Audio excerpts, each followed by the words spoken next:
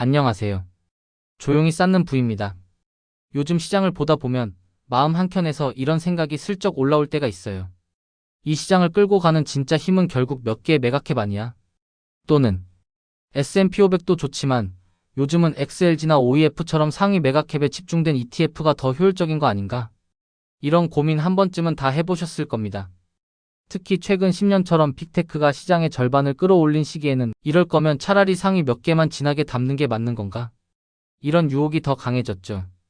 그래서 오늘 영상에서는 XLG와 OEF라는 두 개 메가캡 ETF가 S&P 500과 비교했을 때 실제로 어떤 성격을 가지고 있는지, 상승장에서는 얼마나 더 올라갔는지, 하락장에서는 어떤 패턴을 보였는지, 그리고 장기 투자 관점에서 어디까지 계좌에 담는 게 적절한지까지 차분하게 하나씩 풀어보려고 합니다.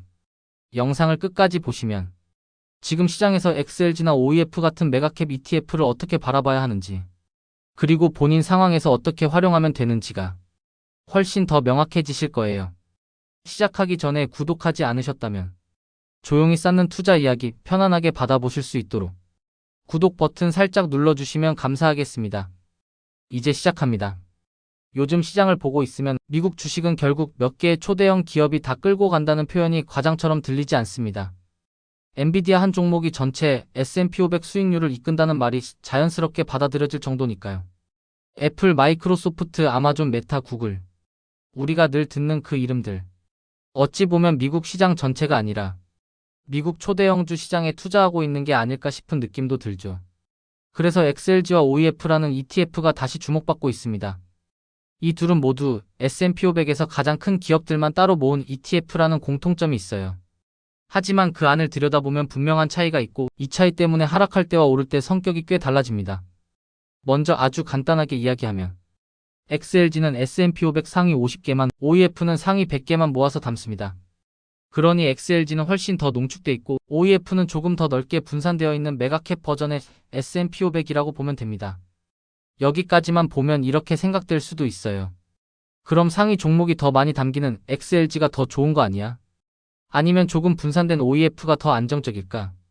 그런데 정확한 답을 내려면 결국 세 가지를 봐야 합니다. 어떤 시기에서 어떤 ETF가 더 좋아졌는지, 상승장에서는 누가 더 빨랐는지, 하락장에서는 누가 더 크게 흔들렸는지 이 부분을 차례대로 이야기해 볼게요. 우선 최근 10년간 성과를 보면 XLG와 OEF는 둘 다 S&P 500보다 수익률이 조금 더 좋았습니다. 이건 아주 단순한 이유 때문입니다. 최근 10년 동안 주도주는 압도적으로 빅테크였고 S&P 500 전체가 아니라 상위 빅테크 몇 개가 시장을 끌어올린 시기였으니까요. 특히 XLG는 상위 50개만 모아서 담는 구조라 메가캡 쏠림이 더 심합니다. 그래서 상승장에서 더 빠르게 올라갔죠. 쉽게 말하면 S&P 500이라는 큰 숲 전체에 투자하는 게 아니라 숲에서 가장 키 큰 나무들만 모아둔 ETF에 투자하고 있는 느낌입니다. 여기까지만 보면 그럼 이걸 더 사면 되네 하고 단순하게 결론 내릴 수도 있지만 이제부터가 중요합니다. 상승장에서 더 잘 갔다고 하락장에서도 무조건 나은 건 아닙니다. 그리고 이 차이가 실제 투자자들의 멘탈에 가장 영향을 많이 줍니다. 대폭락장이었던 2008년 같은 시기에는 의외로 XLG와 OEF가 S&P 500보다 살짝 덜 빠진 적도 있어요. 그 이유는 메가캡은 그래도 망하지 않을 것 같은 기업에 대한 신뢰가 더 크게 작용하기 때문입니다. 그래서 패닉장에서 급하게 팔려는 사람이 적고 자금이 빠질 때도 덜 흔들리는 경향이 있죠. 하지만 이런 패턴은 시장이 전체적으로 무너질 때의 이야기입니다. 반대로 2022년처럼 금리 상승, 성장주 급락 같은 스타일 하락장에서는 상황이 완전히 달라집니다. 이때는 XLG가 S&P 500보다 훨씬 더 크게 빠졌습니다. 왜냐하면 XLG 내부의 종목 대부분이 바로 그 성장 주기술주의 중심이었기 때문이죠. OEF도 마찬가지로 S&P 500보다 더 크게 하락했습니다. 즉, 시장 전체가 무너지는 위기장에서는 비슷하게 빠지지만 스타일별로 얻어맞는 하락장에서는 XLG OEF가 훨씬 더 크게 흔들립니다.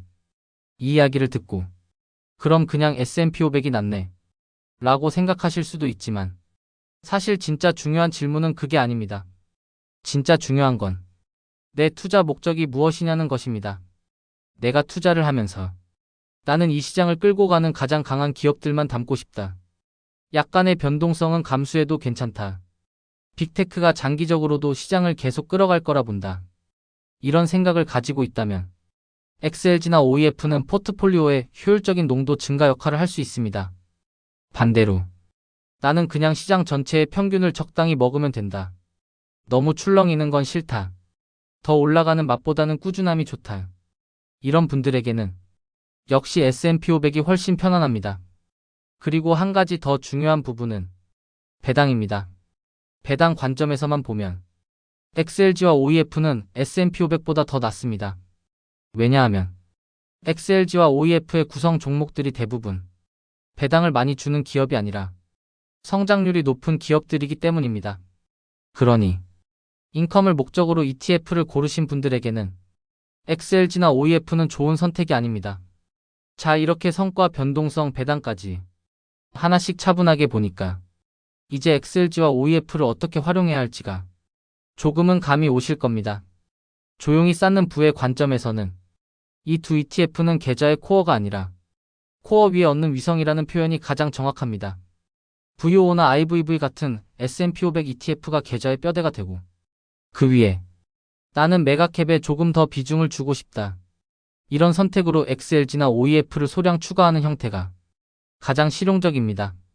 이렇게 하면 상승장에서 메가캡이 시장을 끌어올릴 때 수익률을 조금 더 챙길 수 있고 하락장에서 치명적인 흔들림을 피할 수도 있습니다. 계좌 전체 관점에서는 리스크가 분산되는 구조가 되니까요. 물론 포트폴리오라는 건 정답이 있는 게 아닙니다. 내 소득, 내 성향, 내 시간, 내 멘탈. 이 모든 걸 합쳐서 나에게 가장 맞는 길을 찾아야 합니다. 그래서 오늘 드리고 싶은 핵심 메시지는 하나입니다. 투자의 가장 큰 문제는 ETF의 선택이 아니라 내가 뭘 원하는지를 모를 때 생긴다는 겁니다. 나는 시장을 조금 더 진하게 먹고 싶다. 그러면 XLG나 OEF를 위에 얹으시면 되고 나는 꾸준함이 좋아. 출렁임을 견디기 힘들다. 그러면 S&P 500 중심으로만 가면 됩니다. 어떤 선택이든 괜찮습니다.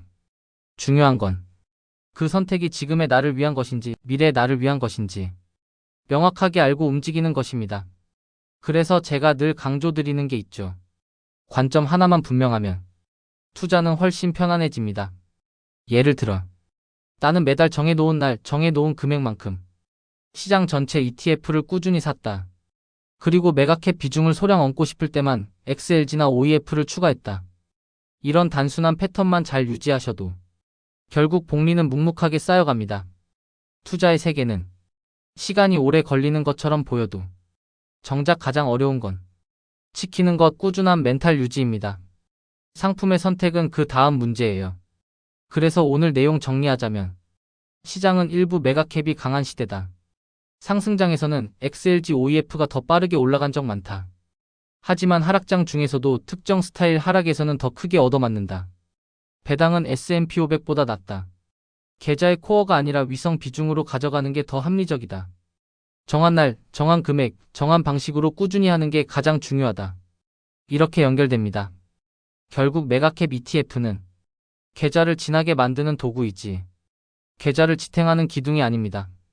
이 구조만 명확해지면 불필요하게 흔들릴 일도 크게 줄어들 거예요.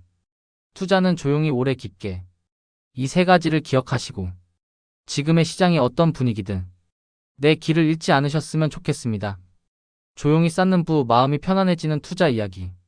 이 영상이 도움이 되셨다면 구독과 좋아요로 함께 해주세요. 여러분의 투자 여정에 작은 힘이 되겠습니다. 오늘 내용은 정보 전달을 위한 일반적인 내용입니다.